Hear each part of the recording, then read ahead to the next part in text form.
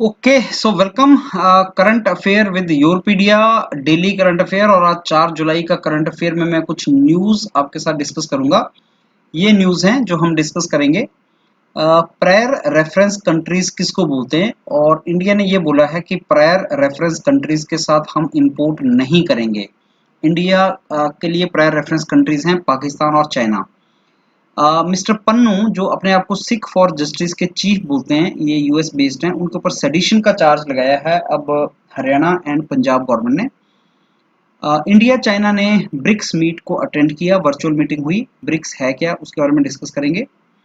Hong Kong में जब से नेशनल सिक्योरिटी लॉ लेके आया है चाइना, तब से वहां पे लोग अब 30 जून को ये लॉ लग गया था। लोग ब्लैक पेपर प्रोटेस्ट कर रहे हैं, हिडन एजेंडा प्रोटेस्ट कर रहे हैं। वो देखते हैं क्या है black paper protest. National security law क्या है हांगकांग का, वो थोड़ा सा देखेंगे। और Jean Castex new prime minister होंगे फ्रांस के, और उनको नया प्राइम मिनिस्टर बनाया गया है फ्रांस का। उसके बाद हम देखेंगे Indian council of medical research ने एक जो नई मेडिसिन है कोवैक्सीन, उसको बोला कि 15 अगस्त तक हम इसको ले आएंगे। और उसको ट्रायल उनका सक्सेसफुल हो गया है और उसको हम लॉन्च कर देंगे। दीज आर द न्यूज जो हम डिस्कस करेंगे अभी। एंड लेट्स स्टार्ट विद पहला न्यूज क्या है। प्रायर रेफरेंस कंट्रीज क्या हैं। सो प्रायर रेफरेंस कंट्रीज वो कंट्रीज होती हैं, पहले डेफिनेशन देख लेते हैं। प्रायर रेफरेंस कंट्रीज वो हैं जिनसे इंपोर्ट करते टाइम, कुछ इंपोर्ट करते टाइम एडवांस परमिशन गवर्नमेंट से लेनी पड़ती है। और प्रेजेंटली चाइना और पाकिस्तान जो हैं वो प्रायर रेफरेंस कंट्रीज हैं जिनसे परमिशन लेनी पड़ती है इंपोर्ट से पहले।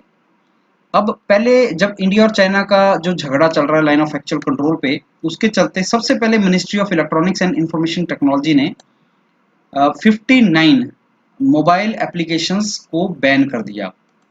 उसके बाद रोड ट्रांसपोर्ट एंड एमएसएमई के मिनिस्टर नितिन गडकरी जी ने चाइनीज कंपनीज को परमिशन नहीं दी रोड प्रोजेक्ट्स में बिडिंग करने के लिए एंड एमएसएमईज में इन्वेस्ट करने के लिए।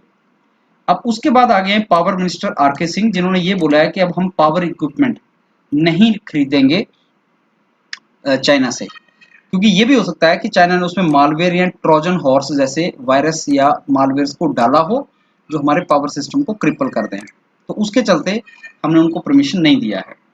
सो पावर रेफरेंस कंट्रीज क्या हैं और कौन कौन सी मिनिस्ट्रीज ने चाइना के अगेंस्ट ये सब काम किया है जिनसे बैन किया। अभी तुम देख रहे हो पूरे इंडिया में हम आस्ता आस्ता चाइना के साथ होने वाले जो ट्रेड है उसको हम आस्ता आस्ता बैन कर रहे हैं। ये यहाँ पे इंपॉर्टेंट चीज है। नेक्स्ट न्यूज है, सेडिशन चार्ज लगाया गया है गुरपतवंत सिंह पन्नू। ये यूएस बेस्ड हैं और प्रो खालिस्तान जो सिख फॉर जस्टिस ऑर्गेनाइजेशन है, ये बैंड ऑर्गेनाइजेशन है, उसके चीफ है। और इनके ऊपर एफआईआर लॉन्च किया है हरियाणा पुलिस ने, और पहले पंजाब पुलिस ने भी किया था। अब ये जो सेडिशन का चार्ज उनके ऊपर लगाया, ये सेक्शन 124 ए और 153 ए के अंडर आता है इंडियन पेनल कोड के। मैंने पहले एक न्यूज डिस्कस की थी आपके साथ जिसमें होम मिनिस्ट्री ने इन लोगों को टेररिस्ट डिक्लेयर किया था। और वो किस लॉ के अंडर किया था, unlawful activities prevention act, UAPA act. UAPA act 1967 मैंने आपसे बात किया था कि इंपॉर्टेंट है यूएपीए एक्ट, और इसको हम करेंगे 67, उसके अंडर किया था। एग्जाम के लिए इंपॉर्टेंट क्या है कि इंडियन पिनल कोड के कौन से सेक्शन में सेडिशन का चार्ज लगाया जा सकता है, ये इंपॉर्टेंट है। और 153 एंड 124 ए क्या चार्जेस हैं सेशन के एंड सेडिशन के। नेक्स्ट न्यूज है, इंडिया और चाइना ने ब्रिक्स मीट अटेंड की, वर्चुअल मीटिंग हुई और होस्ट किया है रशिया ने इसको। अभी हमारे जो डिफेंस मिनिस्टर है राजनाथ सिंह जी, वो रशिया के विक्ट्री परेड पे गए थे। वहां पे भी उन्होंने मीटिंग करवाया था रशिया ने इंडिया और चाइना का। रशिया एक क्रूशियल रोल प्ले कर रहा है इंडिया और चाइना के बीच में। अभी भी ब्रिक्स की मीटिंग जिसमें चाइना और इंडिया दोनों इंपॉर्टेंट पावर्स हैं, उसकी मीटिंग उन्होंने करवाई। ब्रिक्स का फुल फॉर्म जो है वो निकल के आया है Brazil, Russia, India, China, south Africa से। रशिया के फॉरेन मिनिस्टर का नाम और इंडिया के फॉरेन एक्सटर्नल अफेयर्स मिनिस्टर का नाम हमें पता होना चाहिए। Russia, India and China. ये कई बार एग्जाम में डायरेक्ट पूछते हैं कि अगर न्यूज में ज्यादा हो, क्योंकि रशिया के फॉरेन मिनिस्टर्स सर्जी लेवरॉव बहुत एक्टिव रोल प्ले कर रहे हैं इंडिया और चाइना के बीच में, तो ये नाम इंपॉर्टेंट हो सकता है। ब्रिक्स जो है वो 5 ऐसी एमर्जिंग इकोनॉमिक पावर्स हैं वर्ल्ड की, जो 21st सेंचुरी की सबसे बड़ी इकोनॉमिक पावर बन सकती हैं। अगर इन पांचों को जोड़ दिया जाए तो 42% पॉपुलेशन वर्ल्ड का, जीडीपी का 23%, टेरिटरी का 30% और ग्लोबल ट्रेड का 18% इन कंट्रीज में आता है। ब्रिक्स का जो नाम आया था वो गोल्डमैन सैक, जो न्यूयॉर्क यूएस बेस्ड कंपनी है, Goldman Sachs consultancy, financial consultancy company है, उससे ये नाम निकल के आया था। एंड ये 5 सबसे बड़ी इकोनॉमीज बनने वाली हैं 21st सेंचुरी की। इनकी एनुअल मीटिंग होती है जिसमें हेड ऑफ द गवर्नमेंट या हेड ऑफ द स्टेट, जो रियल अथॉरिटी है, जैसे इंडिया में head of the government is prime minister, head of the state is president, तो हेड ऑफ द गवर्नमेंट जो है वो पार्टिसिपेट करते हैं, इस मीटिंग में जाते हैं। 2011 तक ये सारे के सारे आपकी BRIC 4 कंट्रीज थी, और 2006 में इनका कंट्रीज का डिस्कशन स्टार्ट हुआ, और 2011 में साउथ अफ्रीका भी जुड़ा। तो सबसे बाद में कौन जुड़ने वाला कंट्री था? साउथ अफ्रीका था। इंटरेस्टिंग न्यूज है blank paper hidden language protest. अब देखो, जब से चाइना में नेशनल सिक्योरिटी लॉ आया है तो लोग ओपनली, तो वहां पे अगर इस सिक्योरिटी लॉ के अगेंस्ट प्रोटेस्ट करेंगे तो उनकी अरेस्ट हो जाएगी। तो लोगों ने क्रिएटिव रास्ते ढूंढे हैं अपनी एजिटेशन करने के, और इसमें वो ऐसी ऐसी बातें लिख रहे हैं जिससे ना तो उनको अरेस्ट किया जा सकता है और वो अपना मैसेज भी दे रहे हैं। एग्जाम्पल मैं तुम्हें देता हूँ। Arise ye who refuse to be slave, ये बेसिकली चाइना के जो नेशनल एंथम है उसकी पहली लाइन है। अब इसका मतलब, लेकिन अगर तुम देखोगे तो वो एक डिसेंट डिक्लेरेशन है, मतलब कि विद्रोह करने की एक लाइन है, देशद्रोहिता का, मतलब खड़े हो जाओ और जो स्लेव नहीं बनना चाहता वो खड़े हो जाओ, ये लाइन का मतलब है। अब हांगकांग में एक ब्रिज है, बहुत ही shopping district, busy shopping district के पास ब्रिज है, कॉजवे बे उसका नाम है, कॉजवे बे। वहां पे लोगों ने ये लाइनें वहां पे लगा रखी हैं, जिससे प्रोटेस्ट भी हो जाएगा और चाइना कुछ कर भी नहीं सकता है।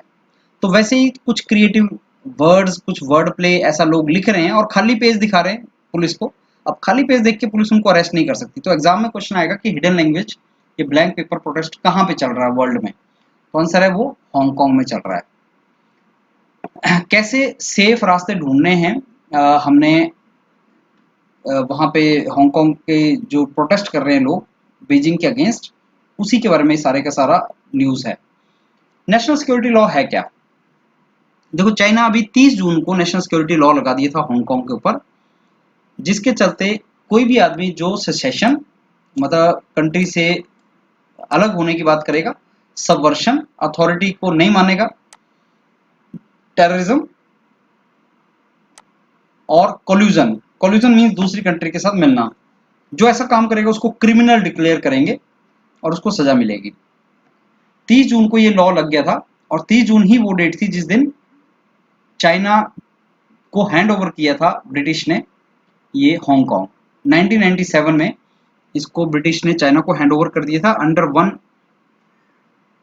One country one state two system, मतलब सिस्टम दो अलग रहेंगे।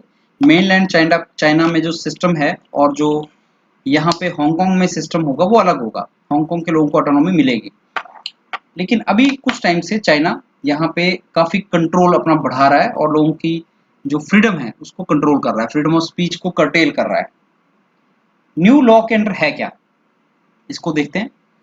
जो भी सेशन, सबवर्शन, टेररिज्म, कोल्यूजन की बात करेगा उसको मैक्सिमम लाइफ इंप्रिजनमेंट तक की जेल हो सकती है। जो पब्लिक ट्रांसपोर्ट को खराब करेगा, तोड़ेगा, वो टेररिज्म काउंट होगा। जो गिल्टी पाया जाता है उसको कभी भी पब्लिक ऑफिस या उसको कभी भी जॉब में नहीं रखा जाएगा। अगर कोई कंपनी कुछ गलत करती हुई पाएगी तो उसके ऊपर फाइन लगेगा। बीजिंग एक नया सिक्योरिटी ऑफिस हांगकांग में क्रिएट करेगा जहां उसके अपने लोग होंगे। कुछ केसेस को मेनलैंड चाइना में भी ट्रांसफर किया जा सकता है। ऐसे जजेस जो नेशनल सिक्योरिटी केसेस सुनेंगे उसको हांगकांग के चीफ एग्जीक्यूटिव अपॉइंट करेंगे, और नॉर्मली हांगकांग के चीफ एग्जीक्यूटिव वो चाइना कंट्रोल होते हैं। लॉ की इंटरप्रिटेशन कैसे होगी नेशनल सिक्योरिटी लॉ की, ये बीजिंग का फाइनल डिसीजन है। सारे के सारे केस क्लोज डोर मतलब रिकॉर्डेड नहीं होंगे, क्लोज डोर में सुने जाएंगे।